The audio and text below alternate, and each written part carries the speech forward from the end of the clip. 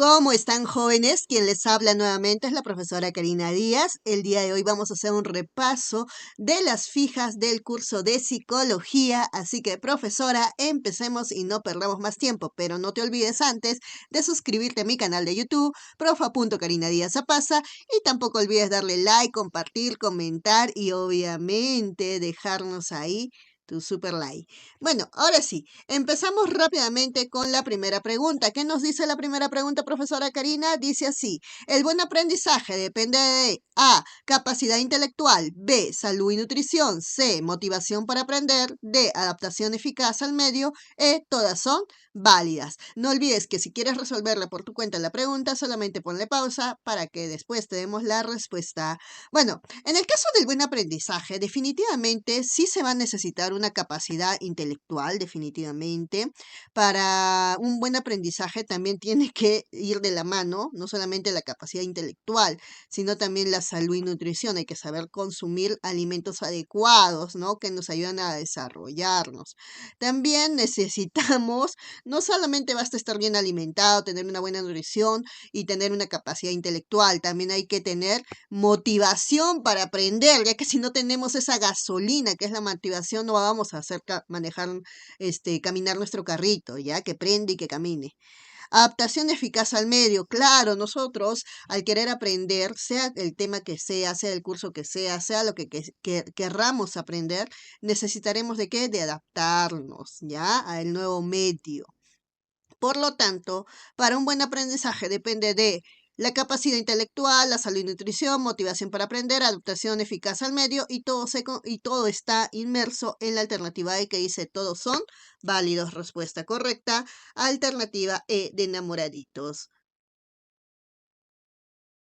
Vamos con la siguiente pregunta. ¿Qué nos dice la siguiente pregunta? Dice así: la destreza para manejar un instrumento es considerado como un aprendizaje. Vuelvo a repetir, la destreza para manejar un instrumento es considerado como un aprendizaje A, de tipo sinestésico; B, de tipo cognoscitivo; C, social; D, afectivo; E, actitudinal. No te olvides que en el caso cuando estamos manejando instrumento, por ejemplo, hay personas que cuando se compran un auto necesariamente suelen comprarse una gata, ¿no? Para cualquier momento que, digamos, el carro se les para o la llanta le pasa algo, entonces, con la gata van a poder levantar el carro para poder sacar la llanta, ¿ya? Y obviamente para utilizar esta herramienta uno tiene que empezar a utilizar sus destrezas, ¿sí o no? Porque no es tan fácil. A veces dicen, es fácil utilizar la gata, y no, ¿ya? Entonces, y así como en muchos instrumentos, ¿no? Para poder manejarlos, ¿no? Se va a tener que utilizar la destreza. Y cuando utilizamos este tipo de aprendizaje, sería un aprendizaje de tipo, muy bien, sinestésico, o también conocido con el nombre de motor. Todo aquello que tiene que haber, ya que va a permitir utilizar la destreza para manejar un instrumento, siempre se va a ir con el aprendizaje de tipo motor o sinestésico, ya del uso de instrumentos. Vamos, siguiente. No constituye forma de aprendizaje. Dice, te pone 5 alternativas y de ellas no hay una constitución de aprendizaje. Y nos ponen A, modificación del comportamiento como resultado de la práctica; B, la adquisición de conocimientos y actitudes; C, la experiencia como producto de la interacción con el medio ambiente; D, la conducta instintiva; y E, la práctica que permite adaptación. A ver, no te olvides que en el caso de una forma de aprendizaje es cuando hay un cambio, ¿no? O sea, estabas en un estado que de repente con este aprendizaje vas a lograr un cambio notorio, ¿ya? Por ejemplo, la modificación del comportamiento como resultado de la práctica. Definitivamente, esta sí es una forma de aprendizaje, ¿ya? Hay un cambio. Por ejemplo, en la conducta, yo quiero ya no ser profesora muy enojona, ¿ya? Entonces empiezo a modificar esto, ¿no? A empezar a respirar, aprender a respirar, que es fundamental, ¿no? A calmarte, etcétera. Entonces va a haber un cambio muy notorio si tú realizas esa actividad.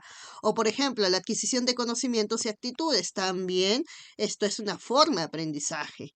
O la experiencia como producto de la interacción con el medio ambiente. Definitivamente vamos aprendiendo más. O la práctica que permite nuestra adaptación. pero lo que no es una forma de aprendizaje sería la conducta instintiva. ¿Por qué? Porque la conducta instintiva es innata y común a la especie y no constituye una forma de aprendizaje. Por lo tanto, respuesta correcta sería, no es una forma de aprendizaje la conducta instintiva.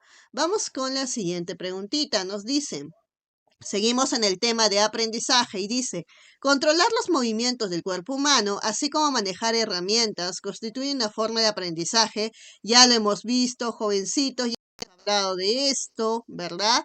A ver, dice, controlar movimientos del cuerpo humano como manejar las herramientas, o sea, instrumentos. ¿Qué tipo de aprendizaje es? Motor, social, cognitivo, afectivo, sinestésico.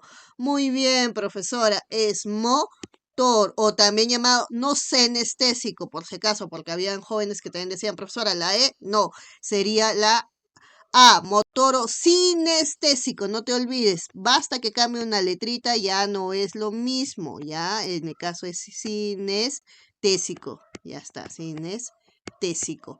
Vamos con la siguiente pregunta, dice así, siguiente preguntita, no constituye una respuesta aprendida, no constituye una respuesta aprendida. Bailar, hablar, sumar, estornudar o cantar. No te olvides que para que algo sea un aprendizaje, ¿no? Tiene que haber qué cosa. Muy bien, para que algo sea considerado aprendizaje, tiene que haber un cambio de conducta, cambio de conducta, cambio de conducta, ¿ya? Y ahí vamos a hablar pues de un aprendizaje, ¿ya? Por lo tanto, todo cambio conductual adquirido a partir de, por ejemplo, experiencias previas es aprendizaje. En cambio, por ejemplo, en estos casos, bailar, claro, es un aprendizaje. Imagínate, yo no sé bailar y de repente me voy a unas clasecitas, estoy aprendiendo y voy a cambiar mi conducta. Tal vez de no saber bailar voy a empezar a moverme, ¿verdad? Bailar. Hablar, claro, también, porque cuando éramos nenes no empezamos a hablar, no, fue un proceso de aprendizaje por imitación. Sumar, claro, cuando éramos nenes no sabíamos cuánto era uno más uno, ya lo más básico, pero con el proceso del aprendizaje, la interacción, nosotros hemos aprendido a sumar, al igual que a cantar, en algunos de los casos a los que les gusta, ¿no? Pero en el caso de estornudar, no. ¿Por qué? Porque estornudar no es vendría a ser no una respuesta de aprendizaje, sino una respuesta refleja, es decir, innata, regida solo por mecanismos biológicos, como lo habíamos mencionado en una pregunta anterior. Vamos con la siguiente preguntita. Seguimos en el tema de aprendizaje. Y un estímulo neutro se caracteriza por qué. Un estímulo neutro se caracteriza por qué. A ver, jóvenes, ¿qué cosa es un estímulo neutro? No te olvides que un estímulo neutro es cuando un estímulo no va a provocar una respuesta significativa para algún aprendizaje, no va a provocar nada, ¿ya? Una respuesta significativa, es decir, una respuesta fundamental, importante, no, no, nada, ¿ya? Entonces, este estímulo neutro, ¿por qué se va a caracterizar? ¿Permite una respuesta innata? No. ¿Procura una respuesta condicionada? Tampoco. ¿Da lugar a una respuesta incondicionada? No. ¿Da lugar a una respuesta aprendida? Tampoco. Sino que se caracteriza porque solo genera una respuesta de orientación, más no una respuesta significativa. Por lo tanto, respuesta correcta, alternativa E de enamoraditos. No olvides suscribirte a mi canal de YouTube, profa.karina Díaz Zapasa. Vamos con la siguiente preguntita. Dice así, la aracnofobia, jóvenes, la aracnofobia, que es el miedo patológico a las arañas, puede ser catalogada como un tipo de aprendizaje. Vuelvo a repetir, la aracnofobia, miedo patológico a las arañas, puede ser catalogada como un tipo de aprendizaje A, motor, B, cognoscitivo, C, afectivo, D, social o E, conceptual. A ver, profesora, no te olvides que se denomina un aprendizaje de tipo específicamente el tener miedo a una araña, como la aracnofobia, a un aprendizaje de tipo afectivo, a la adquisición de por ejemplo, sentimientos, el aprendizaje de las emociones, ¿verdad? Y obviamente el miedo a las arañas es una emoción, ¿ya? Es miedo, pues miedo, el miedo es una emoción. Por lo tanto, la aracnofobia es un ejemplo de aprendizaje de tipo afectivo. afectivo, porque todo lo que tiene que ver con el aprendizaje afectivo, vuelvo a repetir, tiene que ver con la adquisición de emociones, de sentimientos, etcétera. ¿Ya? Por lo tanto, respuesta correcta, el miedo a las arañas es un aprendizaje de tipo afectivo. Vamos con la siguiente pregunta. Nos dice, el proceso de aprendizaje humano recorre varias fases que van desde desde el instinto hasta la sensibilización. Vuelvo a repetir esa parte que es muy importante. El proceso de aprendizaje humano recorre varias fases desde la parte instintiva hasta la sensibilización. Indicar cuál de las siguientes alternativas hace referencia a la fase de habituación. Vuelvo a repetir, indicar cuál de las siguientes alternativas hace referencia a la fase de habituación. Ya, habituación. A, aprender canciones de memoria. B, tender la cama cada día. C, saltar un charco de agua. D, recitar poemas o frases. E, gritar al enojarse por algo. A ver, no te olvides que el aprendizaje es ese cambio, ¿no?, de conducta que ya lo hemos visto, o estructuras mentales a partir de la experiencia, que resulta muy importante entre los procesos adaptativos, ¿no? Nos sirve bastante para poder adaptarlos. Y las conductas aprendidas pueden ir desde mecanismos muy simples o elementales, básicos, que pueden estar presentes indistintamente en diversas especies, obviamente incluyendo la humana, como en el caso del aprendizaje por asociación de estímulos o condicionamientos. Para que este tipo de aprendizaje ocurra, se deben considerar condiciones previas, como la sensibilización y la habituación. A medida que una persona reacciona frente a un estímulo, ¿no?, en reiteradas ocasiones se vuelve más sensible o reactivo frente al estímulo objetivo y reacciona pues menos frente a estímulos diferentes del estímulo objetivo, como los llamados distractores, por ejemplo. Es decir, el sujeto se va a empezar a habituar a los estímulos, ¿no? Y la habituación es importante en la adquisición de aprendizajes motores, ¿no? Los cuales, al ser conductas repetitivas, se van a volver lo que se conoce con el nombre de hábitos y van a tomar menor esfuerzo a realizarlas, como por ejemplo el cepillarme todos los días los dientes, o por ejemplo, levantarme y tender la cama, por ejemplo, ¿ya? O el que que yo ya estaba yo habituado, ¿no? Que mi mamá siempre me dijo, por ejemplo, antes de comer vas a poner la mesa, ya. Entonces, esos son hábitos.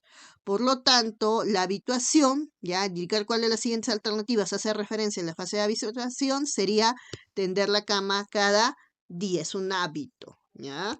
Vamos, siguiente.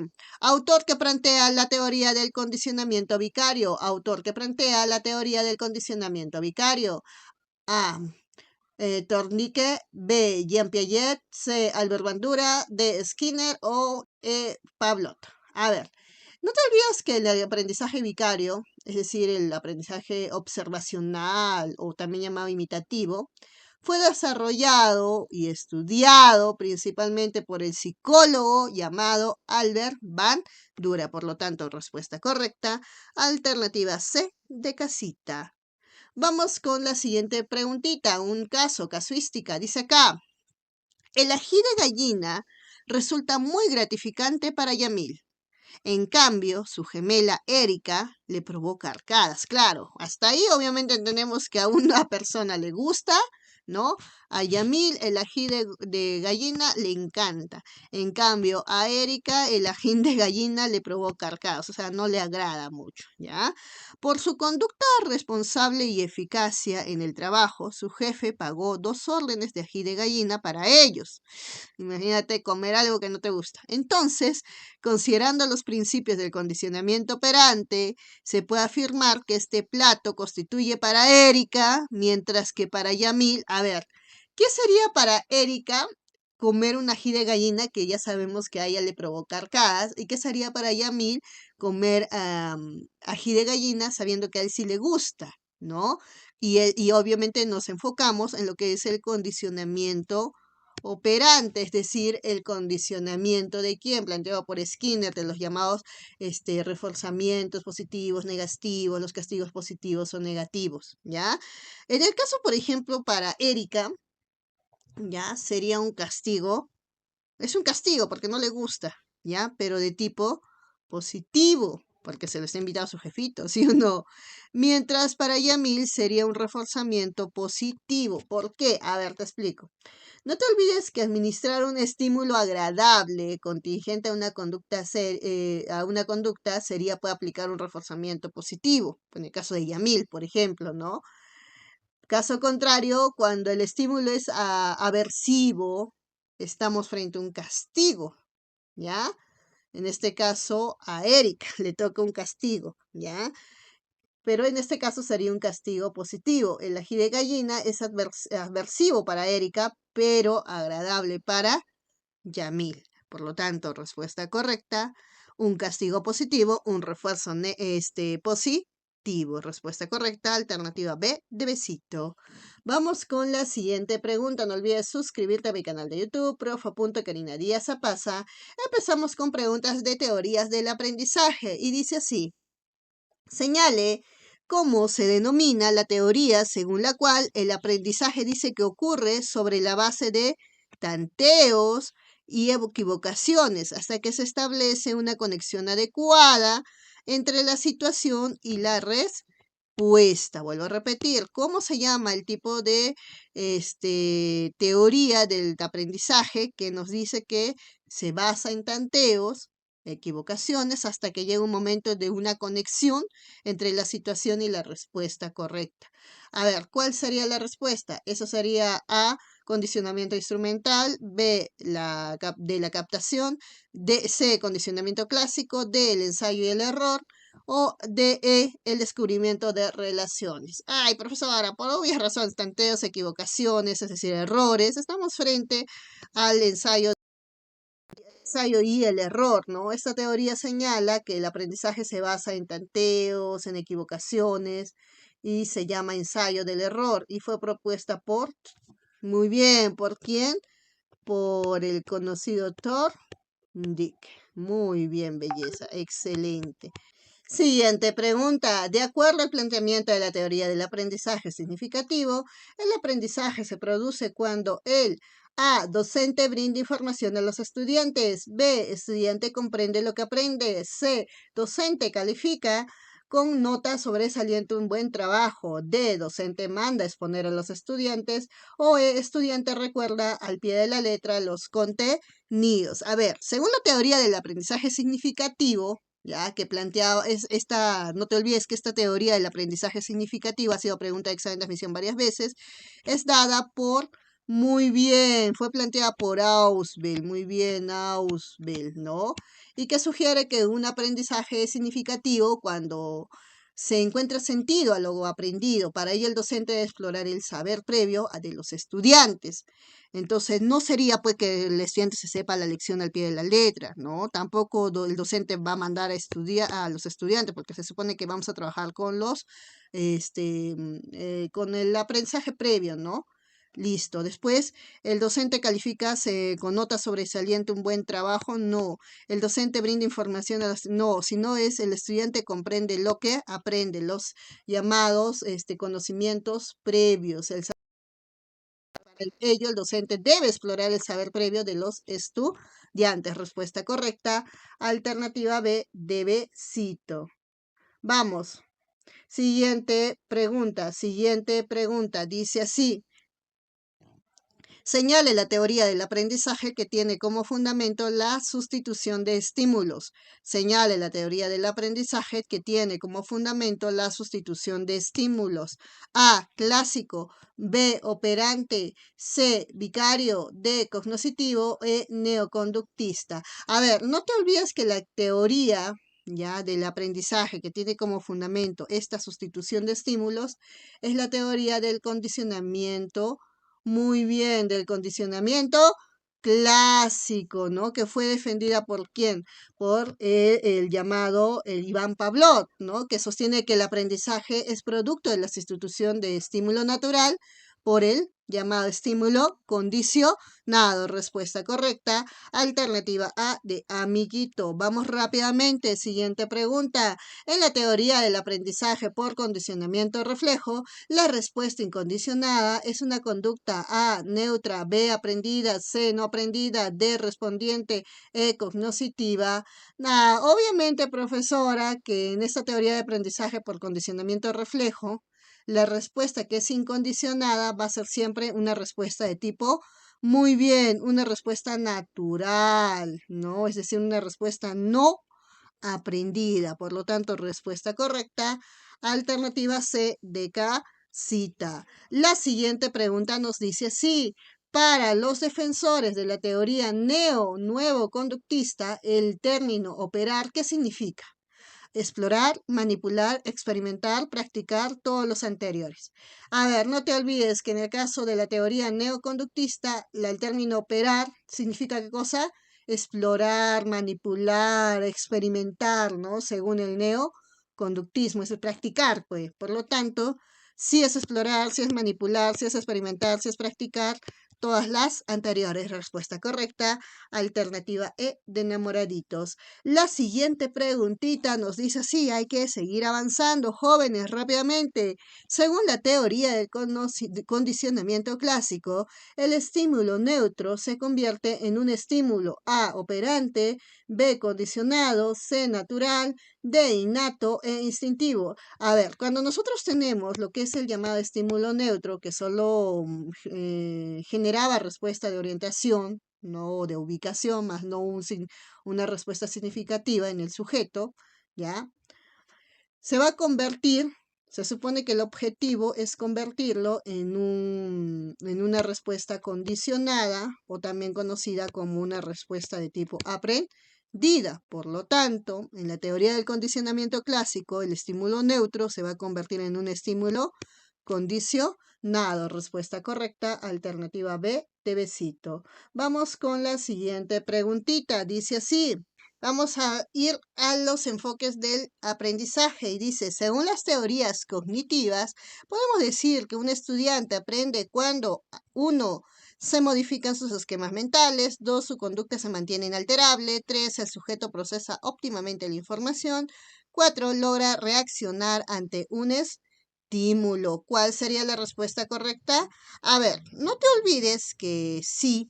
Cuando hablamos de las teorías cognitivas del aprendizaje que sostienen que un estudiante pues, va a aprender al procesar una información, lográndose así la modificación de esquemas mentales del sujeto en relación a un determinado aspecto, entonces, según esto, el sujeto va a aprender, uno, cuando se modifiquen sus esquemas mentales y también cuando el sujeto va a procesar óptimamente dicha información. ¿No? Por lo tanto, la respuesta correcta sería la 1 y la 3.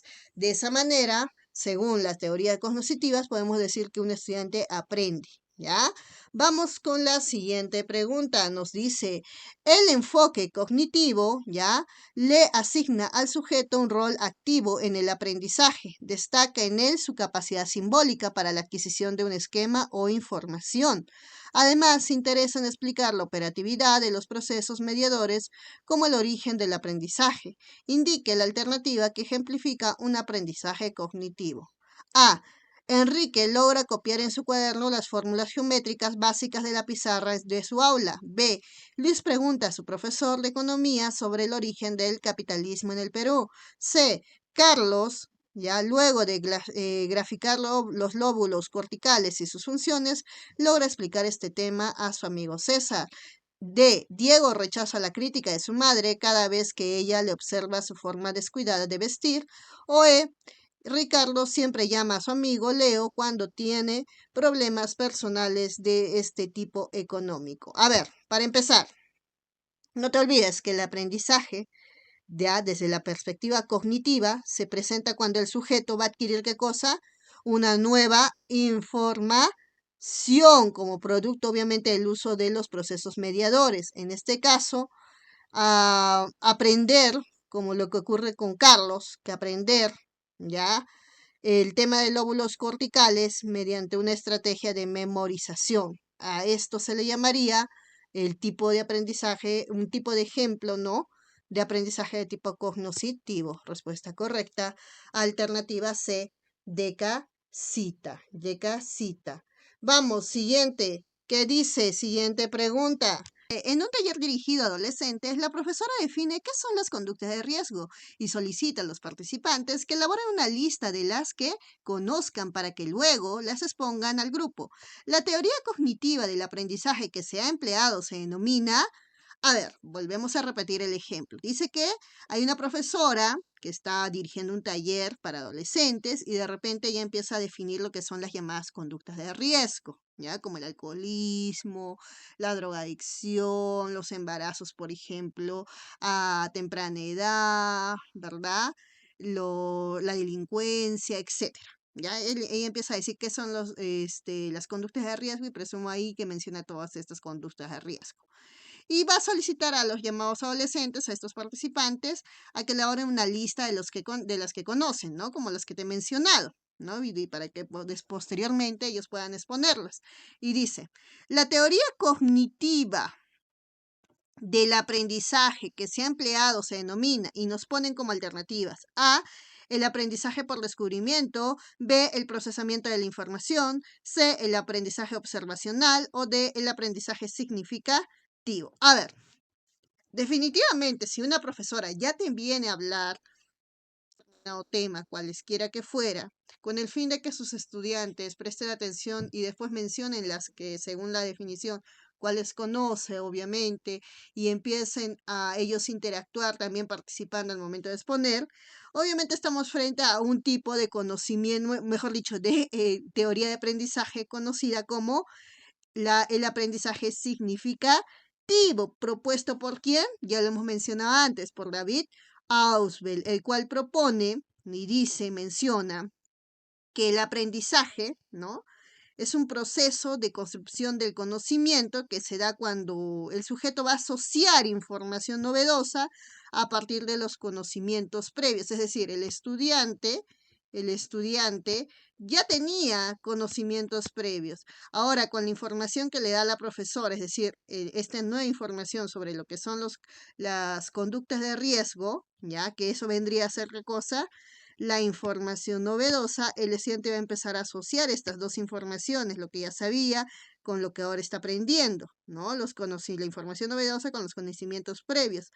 Y de esa manera el estudiante va a poder, ¿no? Crear su propio esquema mental por esas experiencias adquiridas, ¿no? Ello determinarán la forma en que gestione esta nueva información propuesta. Por lo tanto, lo que se está haciendo en este momento es la aplicación de la teoría cognitiva del aprendizaje conocida como el aprendizaje significativo de David Ausubel.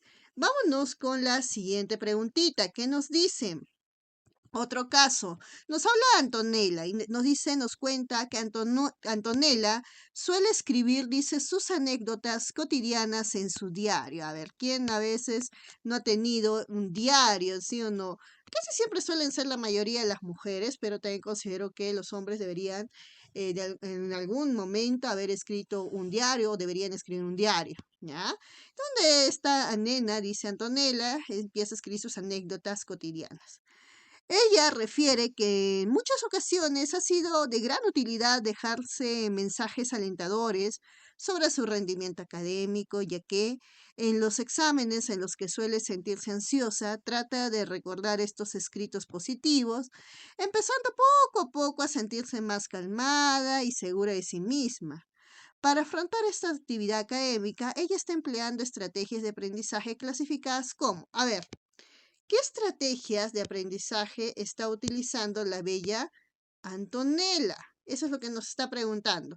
¿En qué momento? En el momento que ella empieza a escribir en ese diario frases alentadoras y en el momento que ella se encuentra en una determinada situación que le causa nervios, como por ejemplo los exámenes, dice que ella empieza a recordar todas lo que esos mensajes positivos que ella se ha escrito para ella misma.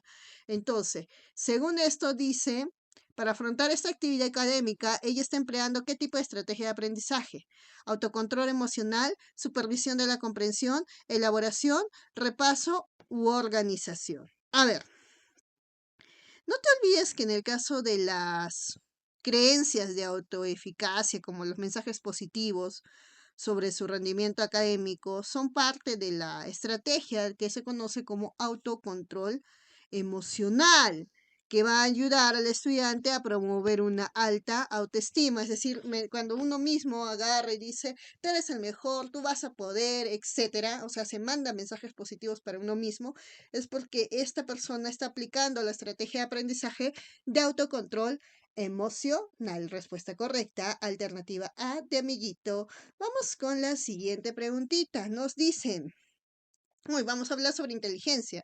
A ver, dice, ¿a qué factor de la inteligencia corresponde las influencias naturales, sociales y culturales? Vuelvo a repetir, ¿a qué factor de la inteligencia corresponde las influencias tanto naturales, tanto sociales y culturales? A ver, a ver, a ver.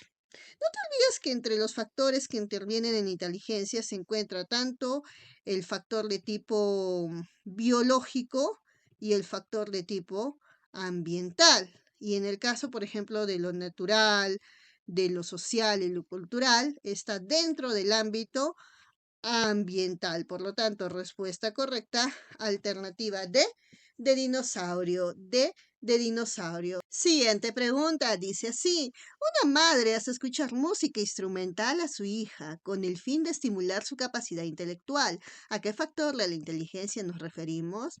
A, innato, B, heredado, C, biológico, D, ambiental y E, motivacional. En la pregunta anterior, recordemos que hemos hablado de los factores, ya, de la inteligencia. Y no te olvides que entre los factores de la inteligencia que van a intervenir, mejor dicho, en la inteligencia, van a estar especialmente el factor de tipo biológico, ¿ya? Y el factor de tipo ambiental. Ahora, teniendo en cuenta esto, ¿ya? Nos dice el caso que hay una mamá, ¿ya? Que tiene su hijita, esta madre que tiene su hija, ¿ya? Dice que le hace escuchar todos los días, dice música, le hace escuchar música. Bueno, no nos dice todos los días, ¿no? Pero presumo yo que con constancia.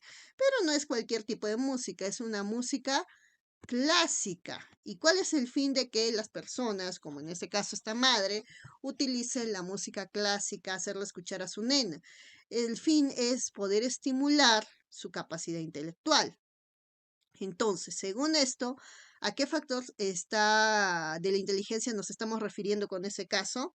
Obviamente, jovencitos, nos estamos refiriendo netamente al factor ambiental. ¿Por qué? Porque no te olvides que llamamos factores ambientales a todos aquellos que dependen de qué? Del medio, ¿ya?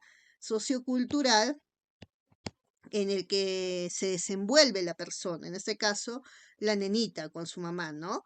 Y las experiencias, influencias pedagógicas van a formar parte de este grupo de factores, ¿ya? Por ejemplo, todo lo que te brinda la escuela o en este caso todo lo que la mamá está haciendo posible para que su nena pueda estimular esa capacidad intelectual. Y recordemos que hay muchos estudios que mencionan que sí, que la música clásica estimula la capacidad intelectual de las personas y más aún si se aplica desde em, cuando son muy pequeños. ¿Ya? Entonces, respuesta correcta, ¿a qué factor de la inteligencia nos referimos? A factor de tipo ambiental. Vamos con el siguiente caso o la siguiente preguntita. Dice así, ¿qué requisitos se requieren para resolver problemas? ¿Qué requisitos se requieren para resolver problemas? A, definición. B, experiencia. C, confianza. D, los conocimientos previos. O E, B, es decir, la experiencia. Y D, los conocimientos previos serían correctas. A ver, no te olvides que cuando yo me encuentro frente a un determinado problema, ¿no?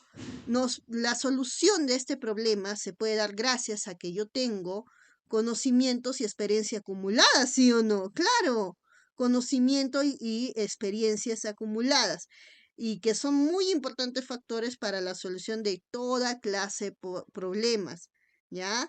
Y esos conocimientos, eso, esos, ¿qué se llama? esa experiencia que me da la vida en haberme topado tal vez en algún momento con un problema y que más adelante me vuelva a topar con el mismo problema, va a ser que ya la experiencia pasada, ya los conocimientos previos, o sea, mi experiencia que ya tuve, me va a ayudar a solucionar el problema de la mejor manera, ¿sí o no? Ya no, tal vez si en ese momento cometí errores, ahora evitar cometerlos o cometer los errores menos posibles porque ya tengo experiencia. Si me vuelvo a topar con un problema más adelante, lo mismo. Entonces, los requisitos que yo requiero para poder solucionar problemas es tener, uno, lo que es la experiencia y dos, lo que son los conocimientos previos. Por lo tanto, B y D son correctos. B y D son correctos. Eso se necesita. Experiencia y conocimientos previos. Según, obviamente, ¿quién? Muy bien. El aprendizaje de tipo significativo de David Ausubel. Siguiente pregunta, dice así. La inteligencia concreta y abstracta son niveles de un mismo proceso intelectual que se caracterizan por la capacidad principal de A. Almacenar información en la memoria, B. Percibir con atención algo, C. Emplear la memoria ante situaciones conocidas, D. Discriminar estímulos o E. Resolver problemas novedosos. A ver, no te olvides que la inteligencia es aquella capacidad que tiene el ser humano, ¿no? Como característica principal para resolver los problemas, especialmente problemas novedosos, ¿no? La inteligencia nos sirve bastante. Y tenemos aquí dos tipos de inteligencia fundamentales, una que es la llamada inteligencia abstracta, como nos menciona ahí, y la otra que es la inteligencia concreta, ¿ya? La inteligencia abstracta y esta inteligencia concreta, siendo esta primera, que es la inteligencia concreta, es aquella que está dirigida para resolver problemas que son mediatos, ¿no? Implica el análisis y síntesis. Mientras que la segunda, que vendría a ser la inteligencia de tipo concreta, ¿ya? Está dirigida para resolver problemas que están en relación con la percepción inmediata, ¿ya? Del sujeto, inmediata. Una es mediata. Esta es mediata, resolución de problemas de forma mediata. Y en el caso de la inteligencia concreta, nos sirve para poder resolver problemas, pero que están en relación a la percepción de tipo inmediata. Ahí está la diferencia, ¿ya? Entonces, según esto, dice, son niveles de un mismo proceso intelectual que se caracterizan por la capacidad de, muy bien, ¿qué cosa? Resolver problemas. Pero la diferencia, vuelvo a repetir, una está de forma inmediata y otra está la resolución de problemas de forma inmediata. ¿Y en cuál de los dos, pregunta de examen de admisión de la universidad, en cuál de los dos tipos de inteligencia, ya, en todos dos tipos de inteligencia, se va a aplicar el análisis y la síntesis? Muy bien, en la mediata, análisis y síntesis. ¿Por qué? Porque te vas a demorar más. Te vas a demorar más, ¿ya? En cambio, lo inmediato es lo instantáneo, lo rápido, ¿ya? En la solución de problemas. La mediata, de alguna manera, hace que tú pienses un poquito más, que analices más la situación, etcétera, ¿ya? Por el hueso abstracto. Listo. Ahora sí, sigamos trabajando. Siguiente preguntita, profesora Karina. La siguiente pregunta nos dice, ¿cuáles de los siguientes enunciados expresa dos rasgos típicos de la inteligencia humana? Vuelvo a repetir, ¿cuáles de los siguientes enunciados expresa dos rasgos típicos de la inteligencia humana? A ver, A, capacidad para pensar en términos abstractos y variados intereses intelectuales. B, mira, te dice dos. Facilidad para los aprendizajes e imaginación al servicio de la creatividad. C. La capacidad de pensamiento lógico y facilidad de retener los datos diversos. D. Capacidad para descubrir o establecer relaciones y capacidad para resolver problemas nuevos. E. Lenguaje caracterizado por la amplitud de vocabulario y fina coordinación psicomotriz. A ver, no te olvides que le puedes poner pausa al video para que tú puedas resolverlo por tu cuenta, pero en este caso nos habla, ¿no?, de rasgos típicos, características de la inteligencia humana.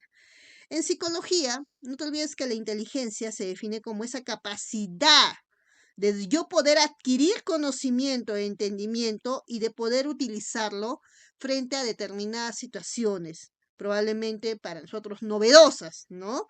En condiciones experimentales se puede medir en términos tanto cuantitativos el éxito de las personas, ¿no? Adecuar sus conocimientos a una situación o al superar una situación determinada o específica. Y la inteligencia humana es aquella capacidad que va a tener el individuo para poder descubrir o establecer esas relaciones y esa capacidad para poder nosotros resolver esos problemas nuevos, utilizando como medio nuestro pensamiento, ¿no? Y la inteligencia humana, no te olvides que es una facultad muy compleja, pues en ella van a intervenir fenómenos tales como, por ejemplo, el hecho de pensar, el hecho de poder atender, de que esté inmersa la percepción, la memoria, la imaginación, la voluntad, etcétera. O sea, dentro de la inteligencia hay un sinfín de fenómenos que necesariamente van a intervenir.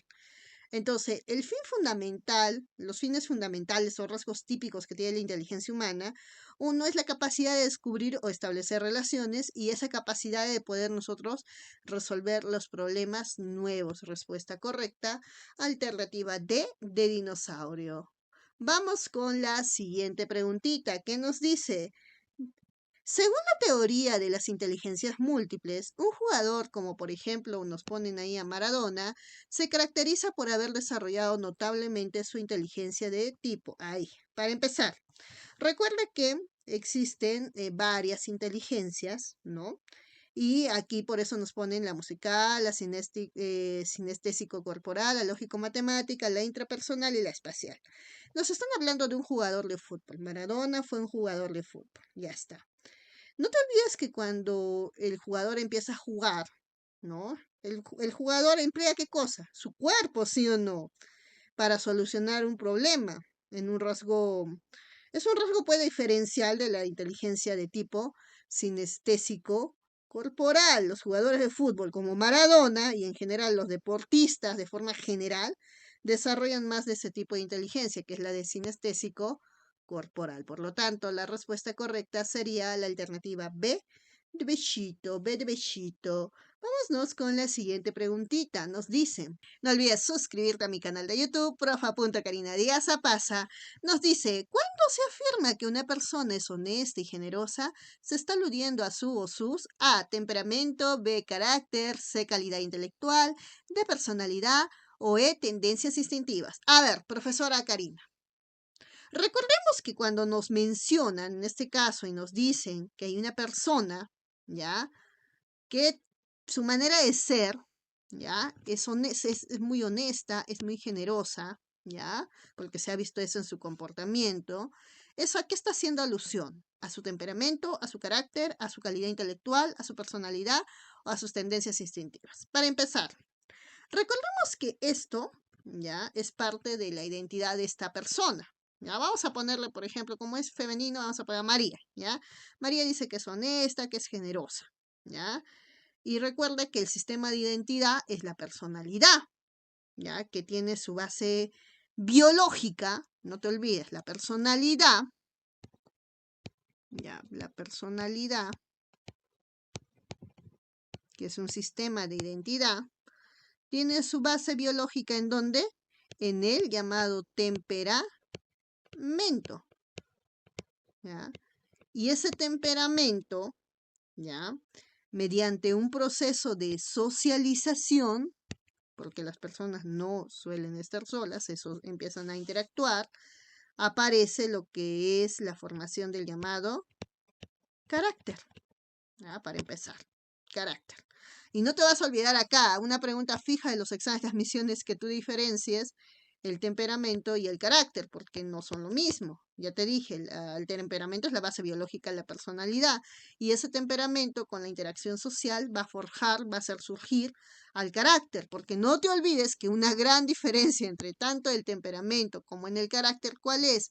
Que en el caso, por ejemplo, del carácter, ¿ya? Y el temperamento, por ejemplo, no es algo que se aprende en la sociedad, sino es algo, tiene una base netamente biológica, ¿ya? O instintiva.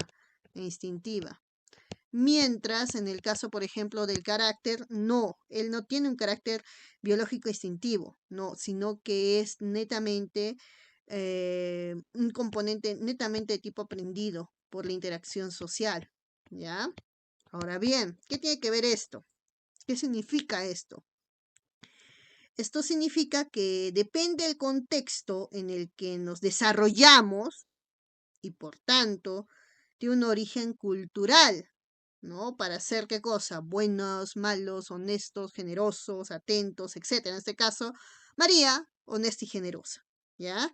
Y esto se aprende por qué, a ser honestos y generosos, por la interacción social, por el contexto social en el cual nos desarrollamos. Por lo tanto, de eso estamos hablando. ¿De quién? De la personalidad, del temperamento, del carácter. Muy bien, del carácter. Respuesta correcta, besito. Claro, claro, es lo que yo les digo. Por ejemplo, hay gente, a veces hay personas que me dicen, profesora Karina, ¿por qué hay personas que cuando están, por ejemplo, en la calle, ya, y tienen la posibilidad, tienen toda la posibilidad de poder ayudar a una persona, por ejemplo, que está en la calle, que necesita, por ejemplo, comer, ya, que no ha comido, esta persona sabe, y no lo ayuda, no es generosa, ya? O porque hay personas, profesoras, que se caracterizan por siempre estar mintiendo, no son honestas. Y yo les digo simplemente, bueno, ese es su carácter. No podemos decir que nació así, simplemente que en el contexto en el donde esa persona se ha educado, ha estado presente, ¿verdad? Lo que le hayan enseñado a sus padres, etcétera, lo que ella haya asimilado, de ella va a forjar su carácter y su carácter es así, reacia a poder ayudar. En cambio, hay otras personas que, por ejemplo, desde casa ya les enseñan, ¿no? Tienes que ayudar, tienes que apoyar, etcétera, y ya, pues ellos son así. O sea, no se puede criticar sin antes saber de que es su manera de ser de esta persona, es parte de su personalidad, el carácter y temperamento es parte de la persona, ¿ya? Listo, entonces respuesta correcta, estoy hablándote del carácter. Vamos con la siguiente preguntita, nos dice así. Señale los factores que influyen en el desarrollo de la personalidad. Y nos ponen biológico, político, ambientales, personales. Y en la E, A, C y D. A ver, para recordar, se consideran factores de la llamada personalidad. No te vas a olvidar, vamos acá a recordar los factores de la llamada personalidad, tanto al factor biológico, tanto al factor ambiental, y tanto al factor personal. Esos son los factores que van a influir en el desarrollo de la personalidad, lo biológico, lo ambiental y lo personal. Por lo tanto, respuesta correcta sería biológico, ambiental y personal. A, C y D. Respuesta correcta. Alternativa E, de enamoraditos. Vámonos a la siguiente preguntita. Nos dicen, el elemento que tiene origen genético que conforma la personalidad es el o la, ya está, A, la mente, B, el carácter, C, el temperamento, D, la familia o E, el desarrollo. Vuelvo a repetir la pregunta, dice, elemento que tiene origen genético, por lo tanto, biológico, bellezas, creo que ya lo hemos mencionado, que conforma la personalidad, ¿a qué estamos haciéndonos referencia? Mente, carácter, temperamento, familia o desarrollo. Yo ya sé que ahorita en este momento tú ya estás diciendo, profesora, este está a nivel coquito, ¿ya? Eso es que el temperamento. No te olvides que según el psicólogo norteamericano Gordon Apple, ya en el 75, él habla y menciona sobre el temperamento. Y él dice, el temperamento es un fenómeno emocional, ya, que hace que las personas reaccionen pues, de manera rápida e intensa ante los estímulos del entorno. Con el tiempo se ha definido como esa reacción emocional, ¿no? Que manifiesta una persona en diferentes situaciones de su vida. Por ejemplo, una persona que es colérica, porque recordemos que hay un médico, el médico griego Hipócrates, ¿no? Más o menos en el siglo IV, si no me equivoco, y el romano Galiano en el siglo II proponen una teoría de los 4 temperamentos fundamentales. Por ejemplo, ahí está el temperamento de tipo sanguíneo. Vamos a recordar la teoría sanguíneo. Está también el temperamento de tipo colérico. Está el temperamento de tipo flemático. y el temperamento de tipo melancólico, según esta propuesta, ¿no? Y todos dice que están basados en los llamados humores o fluidos corporales, ¿no? Como por ejemplo sanguíneo por el fluido que es la sangre, el flemático, el fluido que es la flema, ¿no? Por ejemplo, también está la bilis amarilla, la bilis negra, etcétera, ¿ya? Entonces, esa es la relación que tiene. Y es probable, por ejemplo, que una persona colérica, por ejemplo, ¿ya? Reaccione impulsivamente por naturaleza, pero también que con el tiempo aprenda a controlar sus emociones, ¿no? Y el temperamento es un fenómeno emocional heredado y forma parte de la genética de las personas. Esto quiere decir que las personas reaccionan de manera rápida, automática, intensa ante una determinada estimulación. Y eso obviamente es recontra temperamento. Respuesta correcta, alternativa C de casita.